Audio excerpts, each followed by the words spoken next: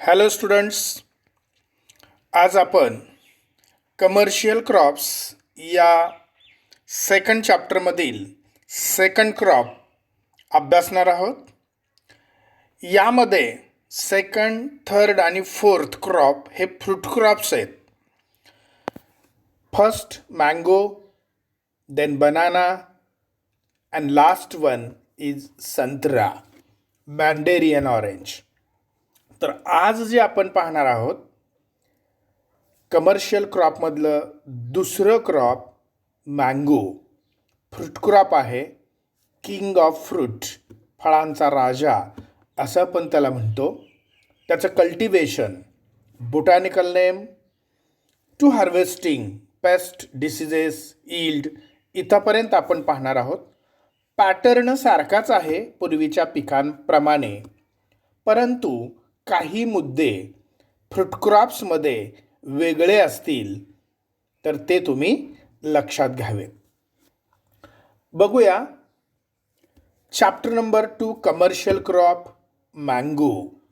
Mango तुमच्या अगदी परिचित असा वृक्ष आहे आणि त्याच्यापासून आपल्याला वेगवेगळ्या प्रकारचे, वेगवेगळ्या चवीचे, वेगवेगळ्या आकाराचे आंबे आपल्याला मिळतात, हे तुम्हाला माहिती आहे.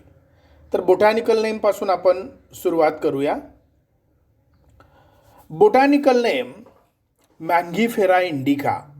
मँगीफेरा जीनस आणि इंडिका स्पेसीज. इंडिका आय हे जे अल्फाबेट आहे ते स्मॉल आहे पा, तर ते नेहमी लक्षात ठेवा. Mangifera indica. Family Anacardiaceae. Origin Indo Burma region, south east Asia. असं जरी तुम्ही लक्षात ठेवलं तरी पुरेसं आहे. इथं फॅमिली थोडी वेगळी पहा. आत्तापर्यंत आपण ग्रामिनी, लेग्युमिनेसी या दोनच फॅमिली पाहिल्या, म्हणजे सोयाबीन, ग्राउंडनट आणि ग्राम याची लेग्युमिनेसी आणि व्हीट, पॅडी आणि शुगर केन यांची ग्रामिनी. पण मँगो, बनाना आणि संत्रा याच्यामध्ये प्रत्येक क्रॉपच्या वेगळ्या फॅमिली आहेत, त्याची नावं वेगळी आहेत. तर इथे फॅमिली आहे Anacardiaceae. Origin Indo Burma region, south east Asia. हे तुम्हाला आता ओळखीचं झालेलं आहे की बोटॅनिकल नेम कसं लिहायचं, कसं असतं, फॅमिली कशी लिहायची आणि ओरिजिन. Next uses. आता मँगोचे युजेस लिहायचेत आपल्याला. इंटरेस्टिंग आहे पहा. इकॉनॉमिक इम्पॉर्टन्स आपण म्हणूया. It is a good source of vitamin A, B and C. पण excellent source of vitamin A हे आपण म्हणू शकतो. याच्यामधून व्हिटॅमिन ए भरपूर प्रमाणात मिळतं. Mango fruit have very high nutritive value. त्याच्यामधून मग मिनरल्स मिळतील, त्याच्यानंतर कार्बोहायड्रेट शुगरच्या स्वरूपामध्ये. तर न्यूट्रिटिव्ह व्हॅल्यू त्याची छान आहे किंवा जास्तीची आहे. It is consumed as A fresh table purpose fruit. Table purpose fruit याचा अर्थ eating of fruits without processing. आंबा आपण कट करून खातो, आंबा आपण पिळून खातो. कुठलीही प्रोसेस न करता ज्या वेळेला आपण एखादं फळ घट्ट करतो म्हणजे खातो, त्याला म्हणायचं table purpose. Many preserved products याचा अर्थ टिकाऊ पदार्थ. उदाहरणार्थ jam, squash, canned pulp and slices म्हणजे फोडी, पिकल्स म्हणजे लोणचं, and amchur are also prepared from mango. तर हे प्रिझर्व्ड प्रोडक्ट्स आहेत. क्वॅश हे एक रसाचा प्रकार आहे, सरबत आपण म्हणतो. जाम तुम्हाला माहिती आहे. कॅन्ड पल्प हवाबंद डब्यामध्ये पल्प किंवा गर आपण साठवून ठेवतो. स्लायसेस साठवून ठेवली जातात. पिकल्स तयार केलं जातं. आमचूर तयार केला जातो. तर हे त्याचे प्रिझर्व्ड प्रोडक्ट्स आहेत. Fresh fruits as well as preserved products are exported to foreign countries to earn foreign exchange. परकीय चलन आपल्याला आंब्यापासून मिळतं. हे प्रॉडक्ट तर आपण एक्सपोर्ट करतोच, पण हापूस आंबा असेल, रत्ना असेल, केशर असेल, या आंब्याच्या व्हरायटीज आपण एक्सपोर्ट करून फॉरेन एक्सचेंज म्हणजे परकीय चलन आपल्याला मिळू शकतं. Mango leaves and fruits are used in religious function. Mango leaves म्हणजे पानं आणि आंबे आपण धार्मिक कार्यामध्ये वापरतो.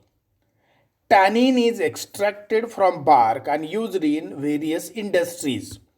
तर बार्क म्हणजे साल, त्याच्यापासून आपल्याला टॅनिन मिळतं.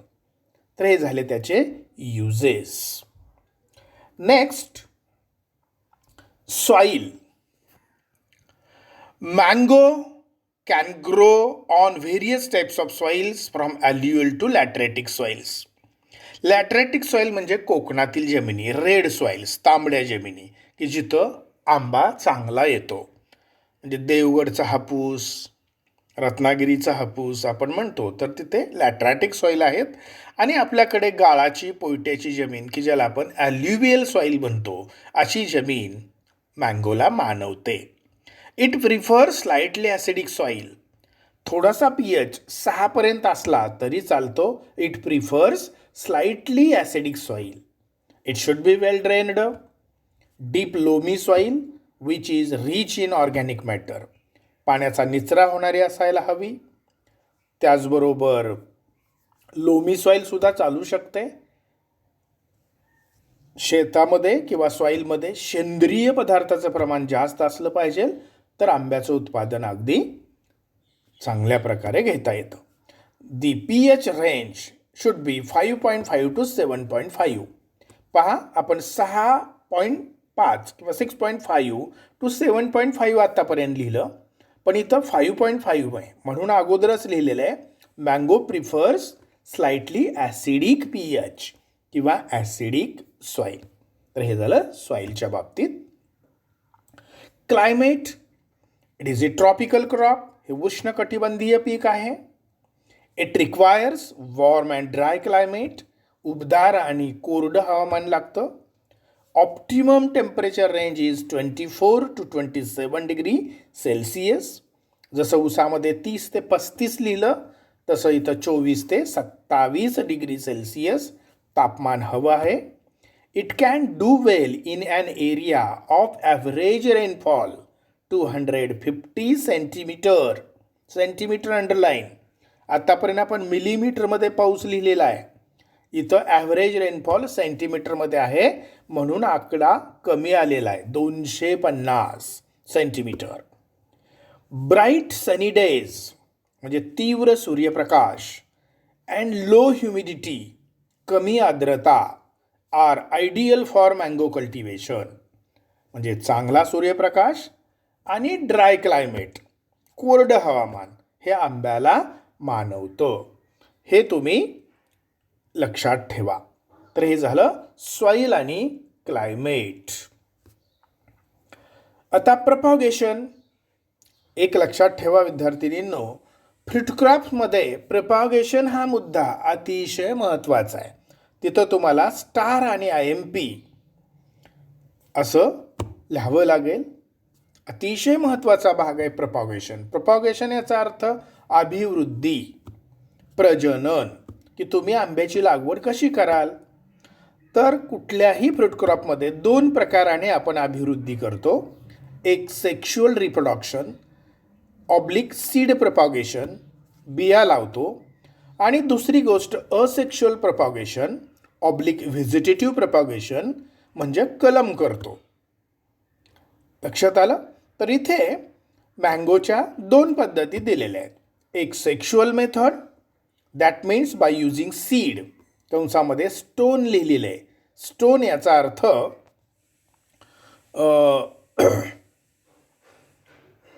कोय, आपण कोय म्हणतो. Mango when propagated by seed does not come true to type being highly cross-pollinated and heterozygous in nature. आता does come true to type इथं नॉट घालायचं राहून गेलेलं आहे. नॉट ट्रू टू टाईप असं आहे, नोट्समध्ये ते करेक्ट करून घ्या. नॉट ट्रू टू टाईप म्हणजे जर आपण कोय लावली तर मातृवृक्षाचे गुणधर्म ज्या आंब्याच्या वृक्षापासून किंवा फळापासून आपण कोय लावलेली आहे त्या आंब्याचे जसेच्या तसे गुणधर्म पुढच्या पिढीमध्ये येतीलच याची गॅरंटी नाही. सेक्शुअलमध्ये क्रॉस पॉलिनेशन होतं, त्यामुळं हापूसचा आंबा घेतला तर हापूसचे सगळे गुणधर्म पुढच्या सिडलिंगमध्ये रोपामध्ये येतील याची गॅरंटी नसते. झेरॉक्स निघत नाही. यालाच म्हणायचं नॉट ट्रू टू टाईप. आता असेक्शुअल मेथड याला आपण व्हेजिटेटिव्ह प्रॉपगेशन असं म्हणतो. That means vegetative propagation asexual method म्हणजे प्लांट्स रेज्ड विदाउट सीड. आपण कुठल्याही कोय लावत नाही, बिया लावत नाही. मग काय लावतो? By using it's plant parts. Leaves वापरायचं, स्टेम वापरायचं, ब्रांचेस वापरायच्या, रूट्स वापरायच्या. बिया सोडून सगळे प्लांट पार्ट्स वापरायचे आणि त्याच्यापासून जर रोपाची निर्मिती झाली तर ते व्हेजिटेटिव्ह प्रॉपगेशन. बॉटनीमध्ये तुम्ही सगळं शिकलेला आहात. Commercially mango is propagated by asexual method. आणि व्यापारी दृष्टिकोनातून, चांगलं उत्पादनाच्या दृष्टिकोनातून आपल्याला मँगोचं प्रॉपगेशन हे व्हेजिटेटिव्ह मेथडनी किंवा असेक्शुअल मेथडनीच करता येतं. हे लक्षात ठेवा. आता कोणत्या मेथड्स तुम्ही वापरणार आणि ह्या मेथड वापरून आपल्याला true to type early yielding plants मिळतात. लवकर फळधारणा होणारी जर आपल्याला झाडं हवी असतील तर asexual propagation oblique vegetative propagation oblique मराठीमध्ये कलम केलेली रोपं लावली पाहिजेत आणि ती रोपं आपल्याला ट्रू टू टाईप मिळतात. सेक्शुअलमध्ये नॉट ट्रू टू टाईप आणि असेक्शुअलमध्ये ट्रू टू टाईप झेरॉक्स मिळते. ज्याचं रोप असेल त्या व्हरायटीचे सगळे गुणधर्म त्या रोपामध्ये आलेले असतात. त्याला म्हणायचं ट्रू टू टाईप. आता मग कशा प्रकारे प्रॉपगेशन करायचं? कुठल्या कलमाचे प्रकार वापरायचे? तिथं आपण ग्राफ्टिंग वापरतो. शब्द लक्षात ठेवा, ग्राफ्टिंग. प्रॅक्टिकलला हे सगळं होणार आहे तुम्हाला, पण थेरीमध्ये हा शब्द आता आलेला आहे. It is propagated by grafting. आता ग्राफ्टिंग म्हटलं की मग 4 प्रकार आहेत त्याच्यामध्ये आणि या 4ही पद्धतीने आपण आंब्याचं कलम करतो किंवा आंब्याचं प्रॉपगेशन करतो. Stone grafting, approach grafting, veneer grafting आणि साईड ग्राफ्टिंग. तर ह्यातले 2 प्रकार तरी तुम्ही लक्षात ठेवा. स्टोन ग्राफ्टिंग अतिशय महत्त्वाचं, अप्रोच ग्राफ्टिंग आणि side grafting.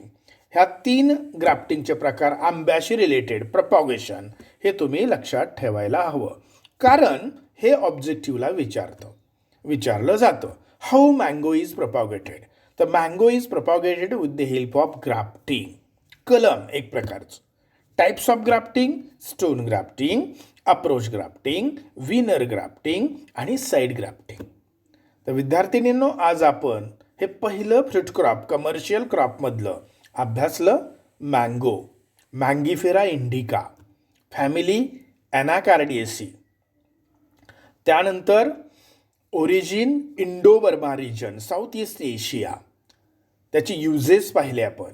Vitamin A, nutritive value, jam, squash, pickles, canned slices, Canada pulp, आमचूर हे त्याचे preservative products. Earn foreign exchange, tannin extraction, religious function, काही धार्मिक कार्यासाठी आपण आंबे वापरतो. आणि त्यानंतर नेहमीप्रमाणे सॉईल, क्लायमेट आणि प्रॉपगेशन अतिशय महत्त्वाचं. It is propagated by asexual method, vegetative method. That means by using grafting, stone grafting, approach grafting आणि साईड ग्राफ्टिंग. तर हा भाग तुम्हाला नक्कीच समजला असेल असं मी गृहीत धरतो. आणि आपण इथेच थांबूया. धन्यवाद.